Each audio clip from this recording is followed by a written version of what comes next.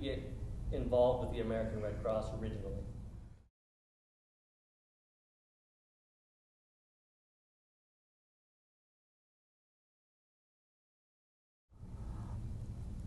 The reason I got involved with the American Red Cross originally was kind of by chance. I was a senior in college at Xavier, and I had a professor that offered her students an opportunity for an exposure to a social service agency in Cincinnati. And I had a light load, and I thought this would be kind of a nice thing to kind of just do, keep myself occupied, keep me off the streets a little bit. And she arranged for me to volunteer with the Red Cross locally in what was then called the Service to Military Families Department, 2 afternoons a week.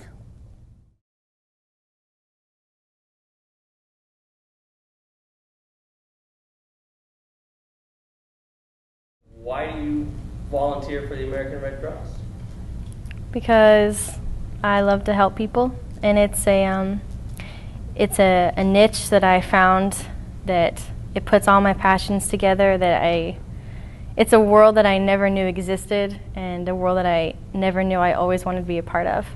I've always known what I wanted to do with my life, but I never knew where that fit in professionally, or in hobbies or stuff like that.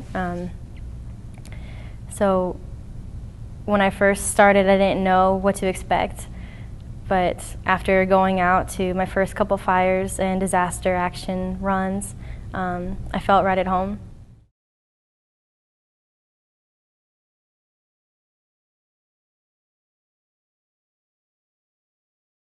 You pile up in this herb with somebody who you don't even know, and you hit the road for New Jersey.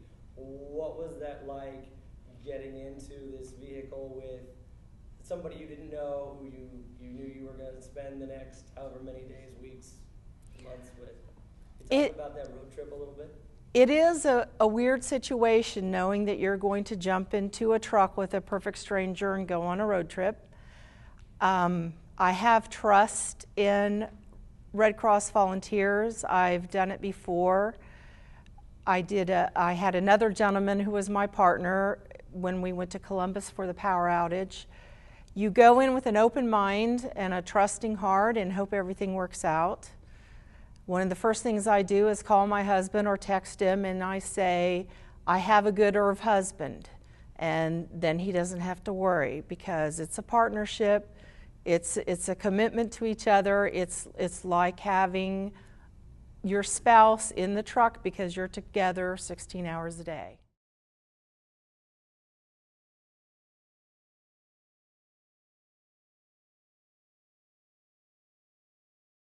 Thank you for the offer. They said, too bad you weren't here 2 days ago. We had filet mignon and lobster. Some of the restaurants, their cooling went out, and so they brought that food over there for us to eat, which I thought was very nice. Their houses had 6 feet of water previous to that. They were also, the thing that amazed me, they did not have power. Much of the place did not have power. Someone came in and said the street lights were on, and the people cheered. So it's little things like that that make an impression on you, that you feel that maybe you're doing something to help. I think in the course of 2 weeks there serving food, we received more God bless yous, thank you for being here, what would we do without the Red Cross? That's the payoff for the whole thing. And I think one of the things we keep reminding people, not necessarily in a disaster area,